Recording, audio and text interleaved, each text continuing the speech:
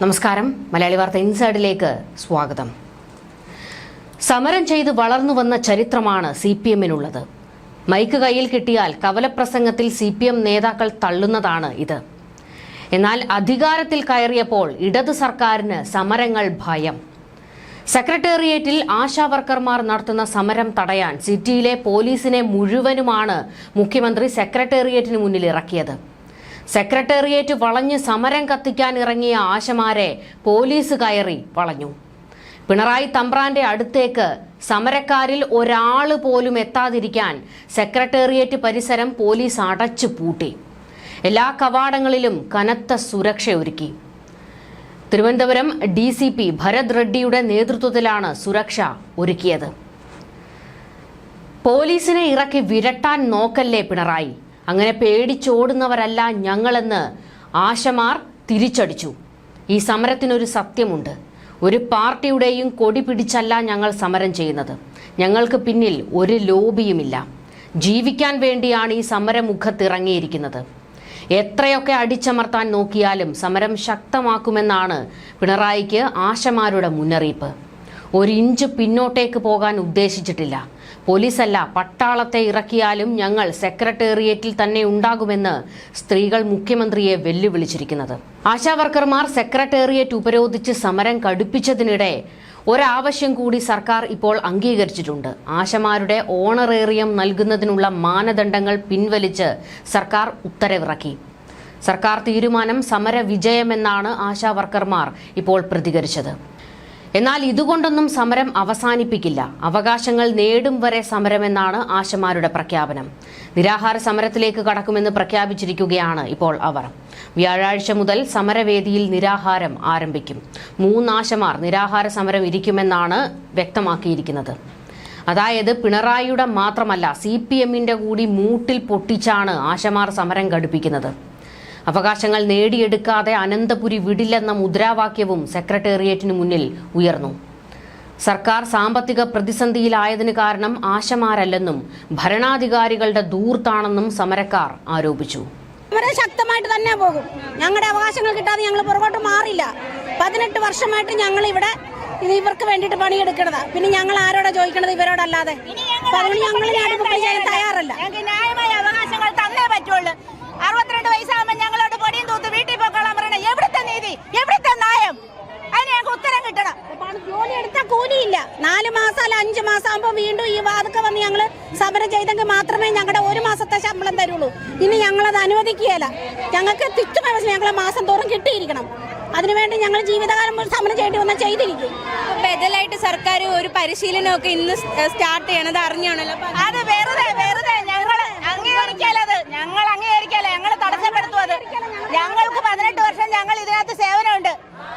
ഇപ്പൊ കൊണ്ടുവരുന്നവരെ ഏത് ട്രെയിനിങ്ങിന്റെ പേരല്ല, ഞങ്ങൾ 9 മൊഡ്യൂളുടെ ട്രെയിനിങ്ങും കഴിഞ്ഞ് സർട്ടിഫിക്കറ്റോടുകൂടെ ഞങ്ങൾ ഇതിനകത്ത് വന്നത്. ഒന്നുമില്ലാതെ ജോലി ചെയ്തവരാ ഞങ്ങള്. ഇപ്പം എന്തിന്റെ പേരിലാ പകരം ആള് വരാൻ പോണേ? ഞങ്ങൾക്കറിയണം. കോവിഡ് കാലത്ത് ഞങ്ങൾ ഈ കേരളത്തെ സംരക്ഷിച്ചെന്നും പറഞ്ഞ് ഞങ്ങൾക്ക് പുരസ്കാരങ്ങളൊക്കെ പ്രഖ്യാപിച്ചല്ലേ. ഞങ്ങൾക്ക് പുരസ്കാരമല്ല വേണ്ടത്, ഞങ്ങൾക്ക് ജീവിത സാഹചര്യമാണ് ഒരുക്കി തരേണ്ടത്. ഞങ്ങളുടെ കുട്ടികൾക്ക് പഠിക്കണ്ടേ? ഞങ്ങൾക്ക് പ്രായമായ ഞങ്ങൾക്ക് എവിടെയെങ്കിലും അനാഥാലയത്തിൽ പോയാൽ മതിയോ? ഞങ്ങൾക്ക് ജീവിക്കണ്ടേ? അതിനുള്ള സംവിധാനം ഈ സർക്കാർ ഉണ്ടാക്കി തരണം. ആരോഗ്യമന്ത്രിയുടെ നിലപാടിനോട് എന്താണ് പ്രതികരിക്കാനുള്ളത്? ഈ ഒരു വിഷയത്തിൽ ചർച്ചയ്ക്ക് വിളിക്കുന്നു. ആരോഗ്യമന്ത്രി ഇടപെട്ടാൽ ഞങ്ങളുടെ പ്രശ്നങ്ങൾ പരിഹരിച്ച് തീർക്കാവുന്നതേ ഉള്ളൂ. അതാണ് ഞങ്ങളുടെ ആരോഗ്യമന്ത്രി ഞങ്ങളുടെ കാര്യത്തിൽ ഇടപെട്ട് ഞങ്ങളോടൊപ്പം നിന്ന് ഞങ്ങളുടെ കാര്യത്തിൽ ഇടപെട്ട് ഞങ്ങളുടെ പ്രശ്നത്തിന് പരിഹാരം ഉണ്ടാക്കി തരണം. അതുവരെ ഞങ്ങൾ ഇതിന് സമരം ചെയ്യും. ഞങ്ങൾക്ക് അവരോടെല്ലാം സമരം ചെയ്യാൻ പറ്റുള്ളൂ. അപ്പം അതുകൊണ്ട് ആര് കൊടുത്തോ കൊടുത്തില്ല അത് ഞങ്ങൾക്ക് ബാധ. ഞങ്ങളെ ആരോഗ്യമന്ത്രിയുടെ കീഴിലാണ്. അപ്പം അവർ ഞങ്ങൾക്ക് വേണ്ടിയിട്ട് സഹായിക്കണം. അതാണ്. അത് കിട്ടാതെ ഞങ്ങൾ പോവുകയല്ല ഇവിടുന്ന്. സമരങ്ങളുടെ കനൽ വഴി താണ്ടിയ ഗീർവാണമടി ഇനി CPM പറയരുത്. ഒരു കൂട്ടം സ്ത്രീകൾ നടത്തുന്ന സമരം അടിച്ചമർത്താൻ തറപ്പണിയാണ് പിണറായി പുറത്തിറക്കിയത്. സെക്രട്ടേറിയറ്റ് ഉപരോധിക്കാൻ എത്തിയ സ്ത്രീകളെ പേടിച്ചോടി പിണറായി വിജയൻ എന്ന് വേണം പറയാൻ.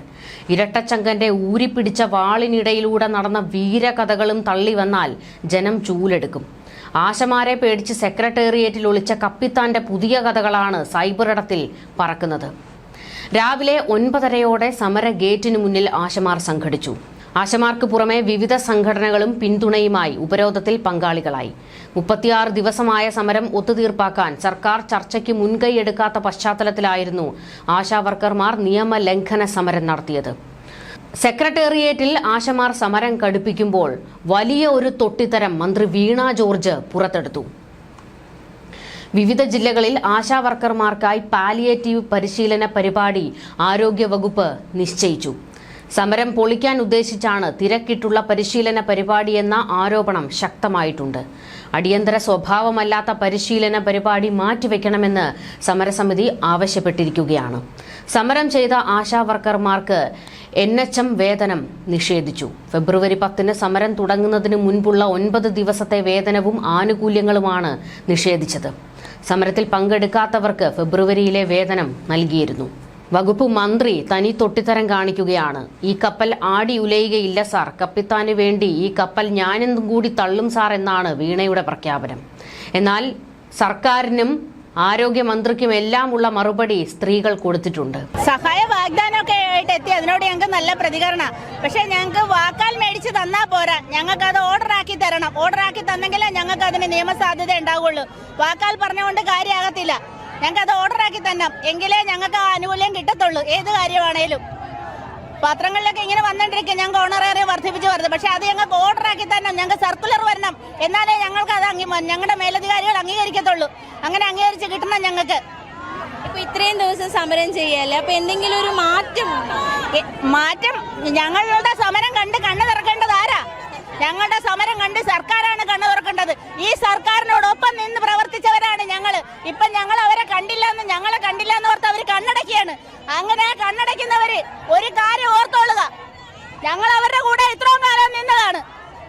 ഇനിയും ഞങ്ങളെ തള്ളി പുറകോട്ട് മാറ്റുകയാണെങ്കിൽ അതിന്റെ പ്രത്യാഘാതങ്ങൾ ഉണ്ടാകും എന്ന് മാത്രമേ ഞങ്ങൾക്ക് പറയാനുള്ളൂ. ഒരുപാട് കഷ്ടപ്പാടല്ലേ ഈ ജോലി ചെയ്യുമ്പോൾ? ഒരുപാട് കഷ്ടപ്പെടുന്നുണ്ട്. ഒരുപാട് കോവിഡ് കാലത്ത്, പ്രളയകാലത്ത് ഇതൊക്കെ ഞങ്ങളുടെ അവരുടെ ബന്ധുക്കൾ പോലും കോവിഡ് കാലത്ത് വീട്ടുകാരെ ഇട്ടിട്ട് പോയി. ഞങ്ങളാണ് വീട്ടിലേക്ക് വേണ്ട സാധനങ്ങളും കാര്യങ്ങളൊക്കെ വാങ്ങിച്ചുകൊണ്ടേ കൊടുക്കുകയും ആ രോഗിയുടെ കൂടത്തെ കൂട്ടുപോയത് ഞങ്ങളാണ്. PP കിറ്റൊക്കെ രാത്രി സംഘടിപ്പിച്ചാണ് വയറിളക്കമായിട്ട് കിടന്ന ആൾക്കാരെയൊക്കെ പൊക്കി ഞങ്ങൾ ആശുപത്രി കൊണ്ടുപോയത്. ഞങ്ങളുടെ വാർഡിലെ മെമ്പർമാർ മാത്രമേ ഞങ്ങളുടെ കൂട്ടത്തിലുണ്ടായിരുന്നുള്ളൂ. അങ്ങനെയൊക്കെ ഒത്തിരി ബുദ്ധിമുട്ടിവിടെ ഞങ്ങൾ. ഫ്ലഡിന്റെ സമയത്തും അതുപോലെ തന്നെ വെള്ളം നീന്തി കയറിയാണ് ഞങ്ങൾ ഓരോ വീട്ടിൽ ഞങ്ങൾ ഭക്ഷണ സാധനങ്ങൾ എത്തിക്കുകയും ആ വീട്ടിലുള്ള ആളുകളെ ക്യാമ്പുകളിലേക്ക് കൊണ്ടുവരാനായിട്ട് ഞങ്ങൾ അഹോരാത്രം പണിയെടുത്തിട്ട് വന്നപ്പോൾ ഞങ്ങളുടെ വീട്ടിലൊക്കെ വെള്ളം കയറി മുങ്ങി ഞങ്ങളുടെ സാധന സാമഗ്രികൾ വരെ നശിച്ചു പോകുന്ന അവസ്ഥ വരെ ഉണ്ടായിരുന്നു. അങ്ങനെ കഷ്ടപ്പെട്ട ഞങ്ങളുടെ നേരെ എന്താണ് ഈ അധികാരികൾ കണ്ണു തുറക്കാത്തത്? കണ്ണു തുറക്കണം, ഇത്രേ പറയാനുള്ളൂ. കഴിഞ്ഞ ദിവസങ്ങളൊക്കെ നിങ്ങളുടെ സമരത്തെ ഈ നേതാക്കന്മാർ പരിഹസിക്കുന്ന ഒരു നിലപാടൊക്കെ ഉണ്ടായിരുന്നു. അപ്പൊ ആ പരിഹാസങ്ങളോട് എന്താണ്? ആരെന്ത് പരിഹസിച്ചാലും ഞങ്ങൾക്കത് ബാധകമല്ല. അവരത് അതേ രീതിയിൽ അവരോട് പറയും. ഞങ്ങളുടെ ഈർക്കിലി സമരമാണോ? ഈ കാണായ ആശമാര് മുഴുവൻ വന്നിരിക്കുന്നത് ഈർക്കിലി സമരത്തിനാണോ? ഒരു സമരത്തിനല്ല. ഞങ്ങൾ ഞങ്ങളുടെ അവകാശങ്ങൾക്ക് വേണ്ടി മാത്രം വന്നിരിക്കുന്ന, ഇതിനകത്ത് ആശമാരല്ലാതെ വേറെ ഒരു വ്യക്തിയില്ല. അതാത് ജില്ലകളിലെ ആശമാര് സ്വന്തം ആശമാർക്കറിയാം, അല്ലാതെ ആൾക്കാർക്കറിയാൻ പറ്റത്തില്ലല്ലോ. അതുകൊണ്ട് ഞങ്ങളുടെ കാര്യങ്ങൾ ഞങ്ങൾക്ക് നേടിയെടുത്തിട്ട് തന്നെ പോകണം. ഞങ്ങൾ അതുപോലെ കഷ്ടപ്പെട്ടതാണ്. ഈ ഒരു സാഹചര്യത്തിൽ നിങ്ങൾക്ക് ജോലി നഷ്ടമാകും അങ്ങനെ എന്തെങ്കിലും ഒരു ഭയം ഉണ്ടോ? ജോലി ഭയവുമില്ല. ജോലി നഷ്ടമാകുന്നതിനെ കുറിച്ച് ഞങ്ങൾക്ക് ഒരു ഭയവും ഇല്ല. എങ്ങനെ നഷ്ടപ്പെടുത്തും? 18 വർഷം ജോലി ചെയ്ത ഞങ്ങളുടെ ജോലി എങ്ങനെ അവർ നഷ്ടപ്പെടുത്തും? ഒരിക്കലും നഷ്ടപ്പെടുത്താൻ പറ്റത്തില്ല. അവർക്ക് ഞങ്ങളുടെ ജോലി ഒരിക്കലും നഷ്ടപ്പെടുത്താൻ പറ്റത്തില്ല. ഈ കോവിഡ് പിടിച്ച് കിടന്ന സമയത്ത് ഞങ്ങൾ ഓരോ വീട്ടിലും കയറിയിറങ്ങി നടക്കുമ്പോൾ കോവിഡ് വീണ് പറ്റി മേലാതെ കിടക്കുന്ന ആൾക്കാരെ എടുത്തോണ്ട് പോകാൻ ഞങ്ങൾ ഈ ആശമാർ മാത്രമേ ഉള്ളായിരുന്നു. അന്നേരം ഒന്നും ഈ ആൾക്കാരൊന്നും ഇല്ലായിരുന്നു. എല്ലാവരും പെരടാത്തിരിക്കുകയായിരുന്നു. ഗവൺമെന്റ് ഉദ്യോഗസ്ഥന്മാരെല്ലാവരും പെരടാത്തുന്നുണ്ട് ഈ ആശമാരെല്ലാവരും ഇറക്കി വിട്ടിരുന്നത്. അന്നേരമൊക്കെ ഞങ്ങൾ മാത്രമേ ഉള്ളായിരുന്നു. ഇപ്പൊ എന്താ ഞങ്ങളെ വേണ്ടാത്തത്? ഇപ്പോൾ സർക്കാർ ബദലായിട്ടൊരു പരിശീലന പരിപാടിയൊക്കെ തുടങ്ങുകയാണ്. അപ്പൊ അതിനോട് എന്താണ്? സർക്കാർ ബദലായിട്ട് ഇപ്പം പരിശീലനം ഞങ്ങൾ ഇവിടെ ഇപ്പൊ സമരത്തിന് വരുന്നെന്ന് അവർ മുൻകൂട്ടി അറിഞ്ഞുകൊണ്ട് ചെയ്ത പരിപാടിയായത്. ആശമാരെ ഇതിനകത്ത് പങ്കെടുപ്പിക്കരുതെന്നുള്ള ഉദ്ദേശത്തിന്റെ പേരിൽ അവർ മുൻകൂട്ടി ചെയ്ത പരിപാടിയത്. ആരോഗ്യമന്ത്രി ചർച്ചയ്ക്കൊക്കെ വിളിച്ചിരുന്നു. അപ്പോൾ ആ ചർച്ചയൊക്കെ ഒരു പരാജയമായിരുന്നു അല്ലേ? ആരോഗ്യമന്ത്രി ചർച്ചയ്ക്ക് വിളിച്ചു. ആരോഗ്യമന്ത്രി വീണ ജോർജ് മാഡം ഞങ്ങളോട് ഒരു വാക്ക് സംസാരിച്ചിരുന്നെങ്കിൽ ഇത്രയും പ്രക്ഷോഭം ഉണ്ടാകത്തില്ലായിരുന്നു. മാഡം എന്തുകൊണ്ട് മിണ്ടുന്നില്ല? മാഡത്തിന് വോട്ട് മാത്രം മതി. ഈ കാണുന്ന ഇത്ര ആശമാര് ചെയ്യുന്ന വോട്ടും ഈ ഇത്രയും നാളെ CITUവിന്റെ കൂടെ ഞങ്ങൾ പ്രവർത്തിച്ചിരുന്നിട്ട് വല്ല പ്രയോജനം ഉണ്ടായാ? ഒരു പ്രയോജനം ഉണ്ടായിട്ടില്ല ഞങ്ങൾക്ക്. മുഖ്യമന്ത്രി ചർച്ചയ്ക്ക് തയ്യാറാകണമായിരുന്നു അല്ലേ? മുഖ്യമന്ത്രി എന്തുകൊണ്ട് ചർച്ചയ്ക്ക് തയ്യാറാകുന്നില്ല? തയ്യാറാകണം. മുഖ്യമന്ത്രി എന്തുകൊണ്ട് അറിഞ്ഞില്ലെന്ന് പറയുന്നത്? മുഖ്യമന്ത്രി അറിയാതെ ഇരിക്കുവാണോ? കേന്ദ്രം വരെ എത്തിയ ഈ കാര്യങ്ങൾ മുഖ്യമന്ത്രി അറിയാതെ ഇരിക്കുവാണോ? ഇത് അറിഞ്ഞിട്ടുണ്ട്. മുഖ്യമന്ത്രി എന്നാണ് ഞങ്ങൾക്ക് ശമ്പളം കൂട്ടി തന്നത്? ഇപ്പോഴല്ലല്ലോ ശമ്പളം കൂട്ടിയത്, നേരത്തെ അല്ലേ? അത് ഇപ്പോഴല്ലേ ഞങ്ങൾക്ക് തരാൻ തുടങ്ങിയത്? ഇത്രയും നാള് ശമ്പളം കൂട്ടിക്കൊണ്ടിരുന്ന ഇപ്പോഴാണ് ഞങ്ങൾക്ക് തരാൻ തുടങ്ങിയത്, നേരത്തെ ഞങ്ങൾക്ക് തന്നിട്ടില്ല. ഇപ്പൊ അത് എങ്ങനെ? ക്രൈസ്റ്റീരിയ അനുസരിച്ചാണ് ഞങ്ങൾക്ക് ശമ്പളം കൂട്ടി തരുന്നത്. സമരം പൊളിക്കാൻ സർക്കാരും തൊഴിലാളി സംഘടനകളും നടത്തിയ നീക്കത്തെ തുടർന്നാണ് ആശാവർക്കർമാർ പ്രതിഷേധം ശക്തമാക്കിയിരിക്കുന്നത്. സമരത്തിന് ഐക്യദാർഢ്യം പ്രഖ്യാപിച്ച് പ്രതിപക്ഷ നേതാവ് വി.ഡി. സതീശൻ, രമേശ് ചെന്നിത്തല, കെ രമ, ബാബു ദിവാകരൻ തുടങ്ങിയവരടക്കം ഒട്ടേറെ നേതാക്കൾ എത്തിയിരുന്നു. പ്രകടനത്തിനൊടുവിൽ ആശമാർ സെക്രട്ടേറിയറ്റിന് മുന്നിലെ റോഡിൽ പൊരി വെയിലിൽ കിടന്ന് പ്രതിഷേധിച്ചു. ആശമാരുടെ സമരവേദിക്ക് സമീപം അങ്കണവാടി ജീവനക്കാർ കൂടി സമരം ആരംഭിച്ചതോടെ സെക്രട്ടേറിയറ്റ് പരിസരം സമരവേലിയേറ്റം കൊണ്ട് നിറഞ്ഞു. സമരത്തിന്റെ ന്യായയുക്തത LDF കൺവീനറോ ഇടതുപക്ഷമോ മനസ്സിലാക്കുന്നില്ല എന്നാണ് ആശാവർക്കർമാർ പറയുന്നത്. നിലവിൽ കിട്ടുന്ന ഓണറേറിയം 21,000 രൂപയാക്കി വർദ്ധിപ്പിക്കുക, ആശമാർക്ക് വിരമിക്കൽ ആനുകൂല്യമായി 5 ലക്ഷം രൂപ നൽകുക തുടങ്ങിയ അടിസ്ഥാന ആവശ്യങ്ങൾ നേടിയെടുക്കുന്നതിനാണ് ഇവർ ദിവസങ്ങളായി രാപ്പകൽ സമരം നടത്തുന്നത്. ആശമാർക്ക് പുറമെ വിവിധ സംഘടനകളും ഉപരോധത്തിൽ പങ്കാളികളായതോടെ സർക്കാർ പ്രതിരോധത്തിലായിട്ടുണ്ട്. അതേസമയം ആശമാരുടെ സമരം അവസാനിപ്പിക്കാൻ ആശമാർ തന്നെ വിചാരിക്കണമെന്നാണ് LDF കൺവീനർ TP രാമകൃഷ്ണന്റെ പ്രതികരണം. സർക്കാരുമായി ചർച്ചയുണ്ടാകില്ലെന്ന് ഞങ്ങൾ പറയുന്നില്ല എന്നും TP രാമകൃഷ്ണൻ പറഞ്ഞു. കേന്ദ്ര സർക്കാർ ചെയ്യേണ്ട കാര്യങ്ങൾ സംസ്ഥാന സർക്കാർ എങ്ങനെ ചെയ്യുമെന്നും അദ്ദേഹം ചോദിച്ചു. ഇക്കാര്യങ്ങൾ ആശമാരെ ബോധ്യപ്പെടുത്തിയാൽ പോലും അവർക്കത് മനസ്സിലാകുന്നില്ല, അത് അംഗീകരിക്കാനും അവർ തയ്യാറാകുന്നില്ല. സമരത്തിന് പിന്നിൽ മറ്റാരോ ആണെന്നും അതുകൊണ്ടാണ് ഇങ്ങനെയൊക്കെ സംഭവിക്കുന്നതെന്നുമാണ് TP രാമകൃഷ്ണൻ പറയുന്നത്. എന്നാൽ കേന്ദ്രം കേരളത്തെയും കേരളം കേന്ദ്രത്തെയുമാണ് ആശമാരുടെ വിഷയത്തിൽ പഴിചാരിക്കൊണ്ടിരിക്കുന്നത്. ഇവരാരും തന്നെ അവരിൽ കുറച്ച് പ്രതിനിധികളെ വിളിച്ചുകൂട്ടി ഒരു ചർച്ചയ്ക്ക് പോലും എന്തുകൊണ്ട് തയ്യാറാകുന്നില്ല? കേന്ദ്ര ധനമന്ത്രി നിർമ്മല സീതാരാമനെ നേരിട്ട് കാണാൻ മുഖ്യമന്ത്രി പിണറായി വിജയൻ പോയപ്പോൾ പോലും എന്തുകൊണ്ട് ആശാ വർക്കർമാരുടെ കാര്യം സംസാരിച്ചില്ല?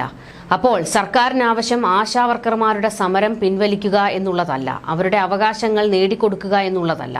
അവർ ഒരു വഴിക്കൂടെ സമരം ചെയ്യട്ടെ എന്നുള്ള ധാർഷ്ട്യമാണ്. എന്നാൽ തെരഞ്ഞെടുപ്പാണ് വരാൻ പോകുന്നത്. വോട്ട് ചോദിച്ച് ചെല്ലുമ്പോൾ സ്ത്രീകൾ ചൂലെടുക്കാതെ നോക്കുക. ന്യൂസ് ഡെസ്ക് മലയാളി വാർത്ത, ഇൻസൈഡ്.